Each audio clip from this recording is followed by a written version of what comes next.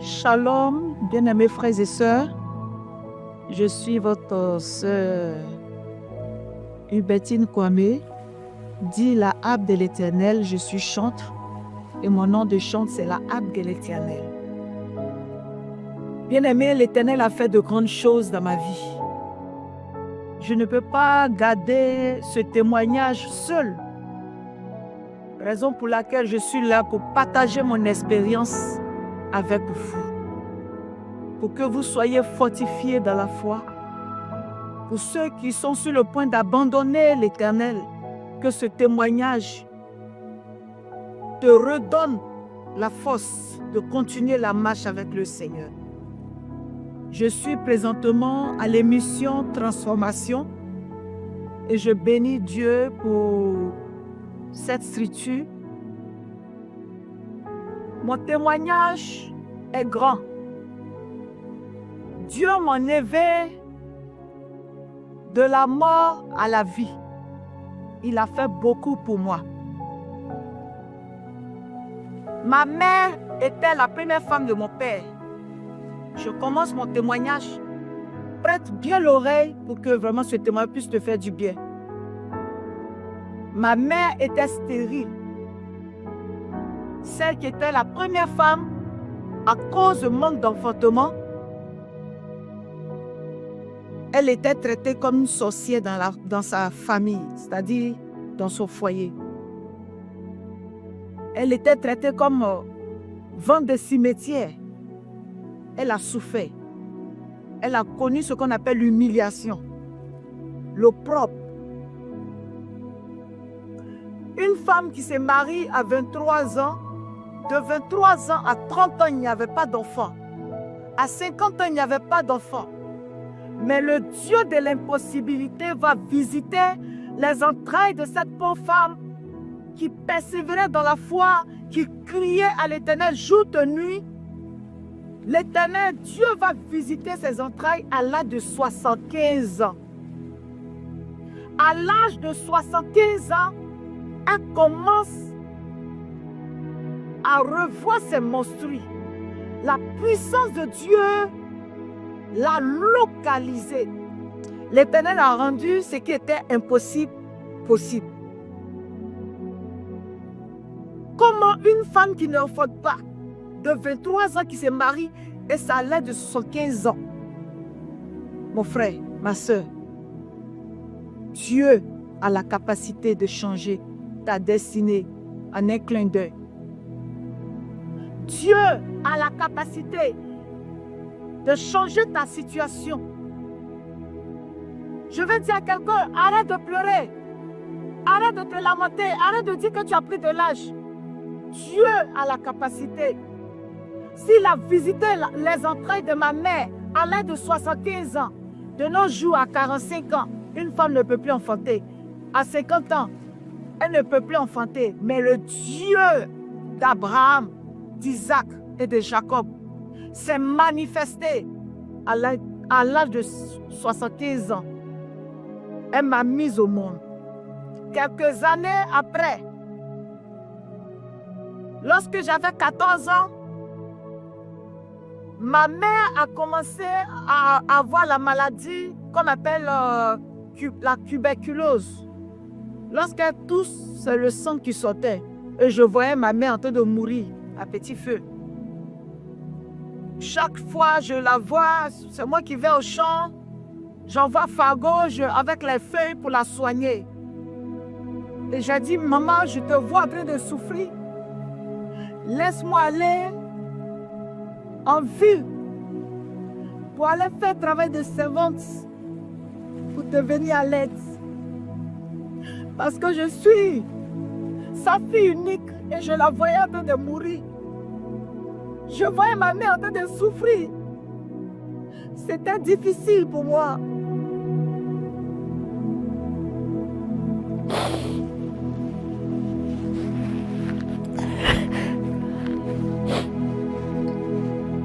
Il a dit à ma mère, maman, laisse-moi aller à Abidjan pour faire travail de servante.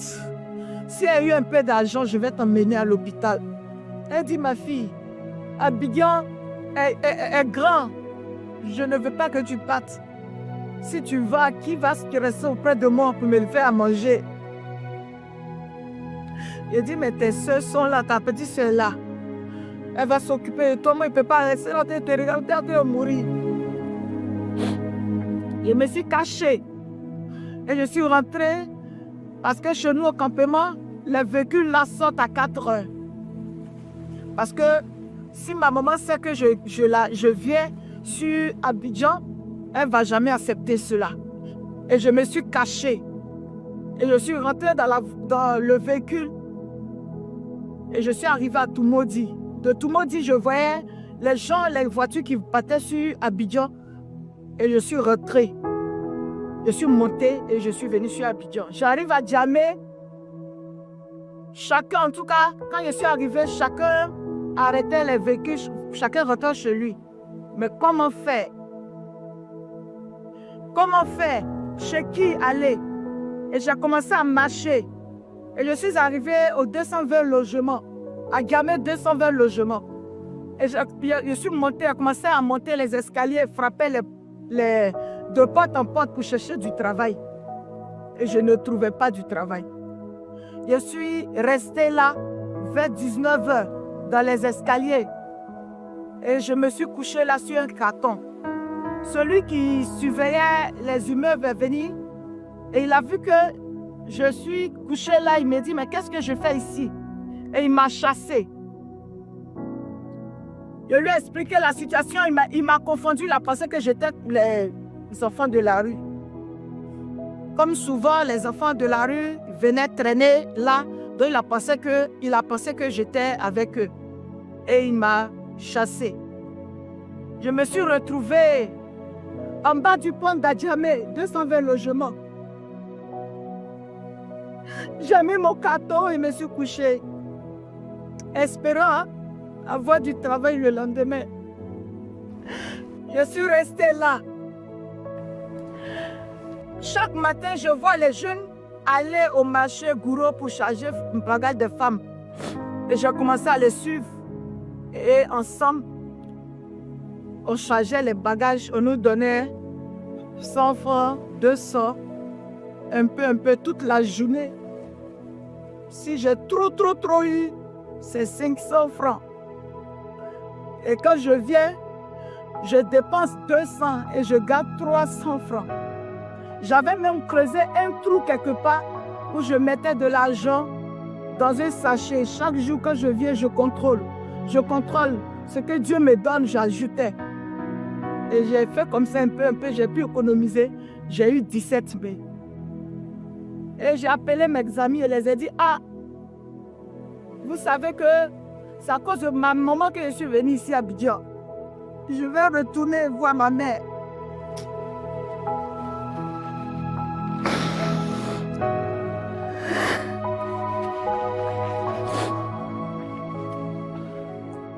Je retourne au village, voir ma maman dans la joie. J'étais dans la joie. J'étais dans la joie. J'ai dit, ah, où est ma mère? Maman, je suis venue. Maman, je suis là. Ta fille est là. Papa, maman, je suis venue. À cause de toi, je suis allée me battre. J'ai eu un peu d'âge, je suis venue. Je ne vois pas ma maman. Je rentre au salon. Je ne vois pas ma maman. Dans la chambre, encore, je ne vois pas ma maman. Je ne vois pas où se trouvaient les affaires de ma mère. J'ai dit, mais j'interroge tout le monde, où est ma mère? Et la sœur de ma maman qui m'a appelé et qui m'a fait asseoir dit, Yako, dès que tu es parti, quelques mois après, 3 mois après, ta mère nous a quittés. Maman est partie, elle n'est plus de ce monde.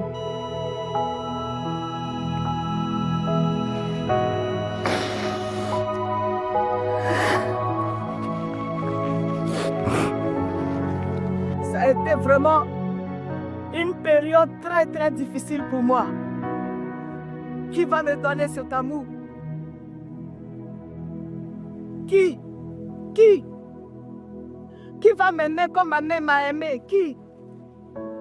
J'ai dit, mais Seigneur, pourquoi est-ce que je suis venue au monde si celle qui qui m'a pris, qui m'a donné son affection n'existe plus. Moi, je fais comment? Et je commençais à avoir la dépression. Je voulais rester au village. Mais je me suis dit, si je reste au village, avec qui je vais rester?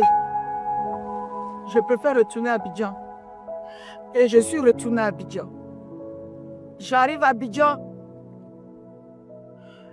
Mes amis ont vu que je n'étais plus la même personne après mon retour du village. Parce que je commençais à avoir la dépression. Je pleure, je passe mon temps à pleurer. Je ne mange pratiquement pas et je parle seul. Et ils m'ont proposé de la drogue. Ils m'ont dit, Hubertine, tiens, prends ça. Ce sont des médicaments, ça va t'aider. Ça va t'aider à dormir. Et j'ai commencé à prendre de la drogue. Et j'ai commencé à trouver du plaisir dans la drogue. Et un jour, j'ai demandé à celui qui avait l'habitude de me donner, il est comme notre grand frère dans la rue. Il est comme notre grand frère, c'est lui qui nous protégeait là-bas. Quand il y a d'autres groupes qui viennent s'attaquer, qui s'en prennent en nous, c'est lui qui nous défendait. Et je lui ai dit, ce que tu me donnes là, quand je bois, quand je prends, je me réveille vite. Il y avait quelque chose qu'il y a à prendre où je ne vais pas vite me réveiller. Il dit, non, ce que tu dis là, c'est grave. Donc, comme moi je sais où il met, je suis allée, j'ai pris assez de comprimés, j'ai pris. Et il y avait aussi d'autres en poudre que j'ai tiré. La dose avait dépassé. Et lorsque j'ai pris, j'ai passé 2 jours dans le sommeil et dormais. Quand je me suis réveillée, ce sont mes amis qui m'ont dit, aujourd'hui tu t'es bien reposé, que ça fait 2 jours que tu dors. Que bonne arrivée. Je dis, bon, 2 jours, on dit oui. Lorsque je me suis réveillée, c'est-à-dire pendant les 2 jours de sommeil là, un individu a abusé de moi. Parce qu'au moment où j'ai quitté au village pour venir, j'étais encore vierge. Donc, quand j'ai pris de la drogue et puis les autres étaient allés se chercher, ils étaient couchés là, je ne sais pas qui, mais la personne a abusé de moi. Et cette personne m'a donné la maladie qu'on appelle le VIH-Sida.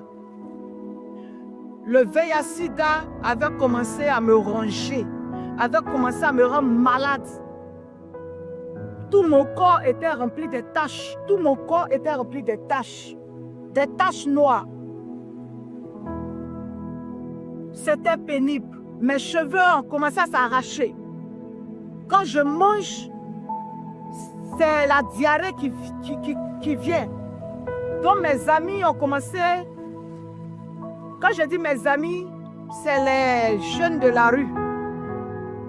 Et ils ont commencé à me protéger avec leurs habits qui ne prennent plus. Ils prenaient pour me protéger, mais la situation avait commencé à devenir grave. La situation avait commencé à devenir grave. Donc, ils se sont constatés, la situation devient compliquée. Il faut qu'on sauve la jeune fille Hubertine. Amenons-la à l'hôpital. Et on me prend et on m'amène à l'hôpital. À l'hôpital, le médecin a dit, la situation de votre soeur est critique. Elle a le VIH-Sida. Mais là où ça arrivait, on ne peut plus la laisser partir. On va la garder. Et c'est comme ça qu'ils m'ont prise. Le docteur m'a conduit dans une chambre. Il me conduit dans une chambre où se trouvent les sidéens. Je vous assure, chaque jour, on n'entend que des pleurs dans le couloir. Je voyais des gens qui paient la vie, on met drap blanc sur eux, on les fait partir. Et j'avais commencé à avoir peur. Et je commençais à pleurer. J'ai dit, Dieu, je ne te connais pas. Mais on m'a dit que tu existes. Et que c'est pour moi que tu es mort à la croix.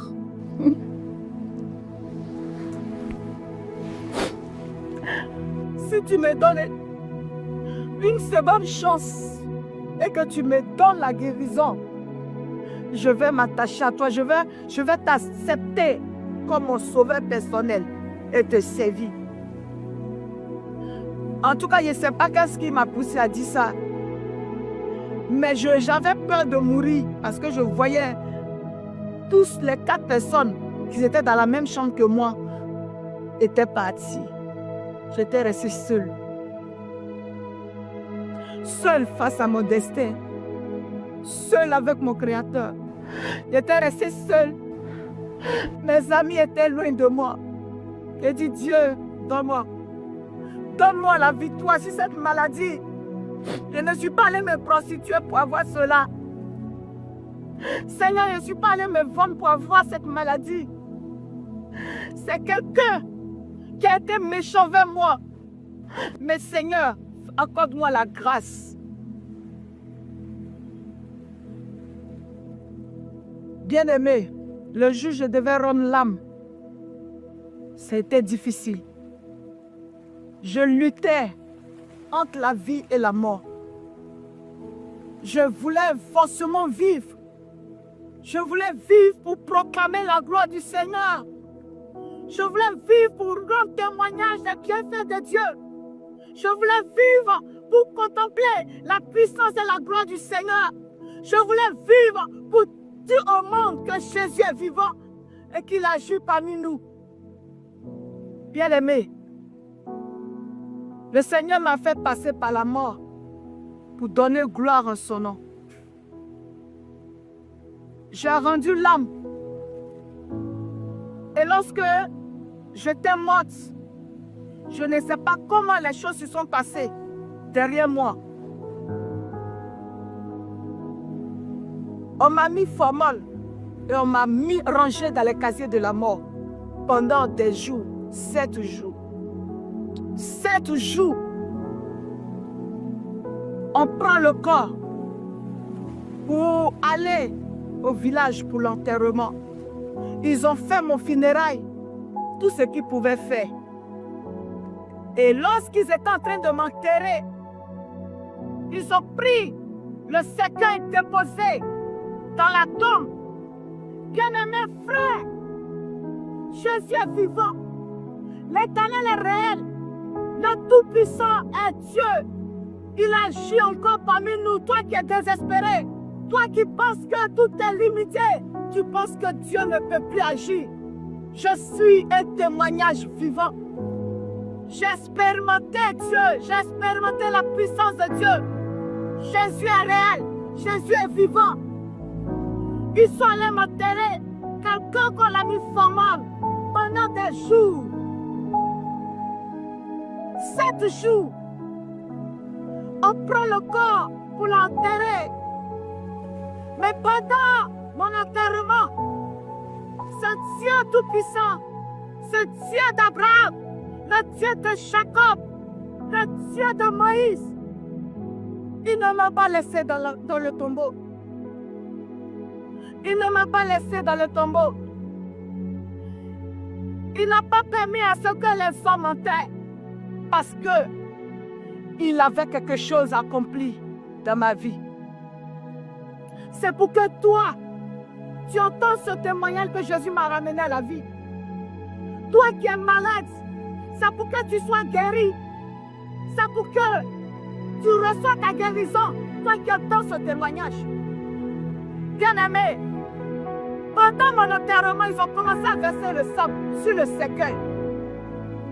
Et ceux qui m'enterraient, ils ont entendu un bruit. Et ils ont commencé à se poser la question. Mais on entend le bruit vient d'où? Ils continuent à verser le sable. Lorsque le sable verse sur le cercueil, ils ont constaté que le sable ne restait pas sur le cercueil. Mais qu'est-ce qui se passe? Je venais de me réveiller dans la tombe. Et je voyais comme ça que tout était sombre autour de moi. Il n'y a pas l'air, il n'y a pas le vent. Et je commençais à sentir de la chaleur. Je dis, mais où est-ce que je me trouve? Et cette peur-là m'animait pour... C'est cette peur-là qui me donnait la force de frapper le cercueil. Moi, je dis toujours que c'est parce que l'Éternel, le Saint-Esprit était parmi ceux qui m'enterraient. Sinon, il pouvait ne pas entendre le bruit et puis m'enterrer. J'allais me réveiller dans le secteur, dans la tombe là. J'ai lutté là et puis c'est fini. Mais c'est parce que Dieu est avec moi. Tu ne mourras pas avant ton temps. Je le déclare en qualité de sa servante. Je dis, tu ne mourras pas avant ton temps. L'Éternel est avec toi. Lève-toi. Continue la marche avec Dieu. Il ne t'a pas oublié. Ceux qui m'enterraient sont descendus rapidement. Ils ont ouvert le cercueil. On dit, mais on entend le bruit vient d'où? Beaucoup ont fui. Ceux qui étaient au cimetière, ils ont fui. Ce sont les courageux là, ceux que Dieu a décidé qu'ils soient témoins. C'est eux qui sont descendus. Oh, je bénis ta vie, je prophétise que j'entends le bruit de ton témoignage. Le bruit de ton témoignage va fermer la bouche de tes persécuteurs. L'Éternel se lève et travaille à ta faveur. Ils sont descendus rapidement dans le cercueil. Ils ouvrent le cercueil. Ils voient cette femme morte. Cette femme que les docteurs ont déclarée morte, qui est revenue à la vie. C'est pas merveilleux ça? Est-ce que c'est pas glorieux ça? Est-ce que c'est pas puissant ça? Le Saint-Esprit est vivant. Ils m'ont retiré rapidement du cercueil. Ils sont allés avec moi au village. Tous ceux qui ont pensé que mon histoire était finie, tous ceux qui ont pensé que mon histoire était finie, l'Éternel venait de réécrire une nouvelle page de ma vie. Jésus m'a redonné la vie. Non seulement, il m'a ressuscité d'entre les morts, il m'a guéri du VIH-Sida. Je suis guéri du VIH-Sida. Toutes les taches noires que j'avais sur ma peau, tout a disparu. Jésus m'a guéri. Tous mes cheveux qui étaient partis, voilà mes cheveux. Jésus m'a transformé. Aujourd'hui, ça fait 30 ans que ce témoignage, Jésus l'a fait. Né de 3 enfants. Jésus a changé mon histoire. Qu'est-ce qu'il ne peut pas accomplir dans ta destinée? Qu'est-ce que le Tout-Puissant ne peut pas accomplir pour toi, ma soeur, mon frère? Qu'est-ce que Jésus ne peut pas accomplir dans ta destinée? Dieu a fait pour moi. Il m'a ramené à la vie. De la mort à la vie. De la rue. Aujourd'hui, je suis devenue une servante de l'Éternel. Chantre, consacrée à l'Éternel. Alors que Dieu bénisse tous ceux qui vont suivre et entendre ce témoignage. Que ce témoignage parcourt le monde entier afin que l'on sache que Jésus est encore réel parmi nous et il agit toujours. Que Dieu vous bénisse. C'était moi, votre chante la harpe de l'Éternel. Shalom, shalom, shalom.